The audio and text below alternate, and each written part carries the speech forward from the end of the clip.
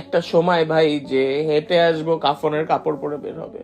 And একটা বাবার জন্য কত কষ্ট, এটা যাতে তোমাদের কারো জীবনও মানে আমি দোয়া করি এটা আপনাদের কারো কপালেই জানি এই ভাগ্যটা না থাকে। সমালোচনার মুখে পড়ে গোপনেই দেশ ছেড়েছেন জনপ্রিয় ফুড ব্লগার রাফসান দা ছোট ভাই। গেল 2 সপ্তাহ ধরে রাফসান ও তার পরিবারের কারো কোনো খোঁজ খবর নেই।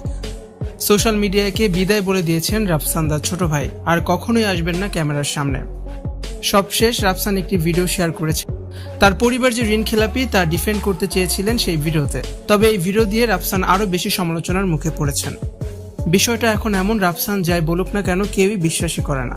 সোশ্যাল মিডিয়ায় সক্রিয় রাফসান ও তার বড় ভাই নাফিস রাফসান। গেল 2 সপ্তাহ ধরে তাদের 2 ভাইয়েরই কোনো খোঁজ খবর নেই। কারো কাছেই কোনো সন্ধান নেই রাফসান ও তার পরিবারের। শোনা যাচ্ছে রাফসান বিদেশে চলে গেছেন, সমালোচনা সামলাতে পারছেন না তিনি।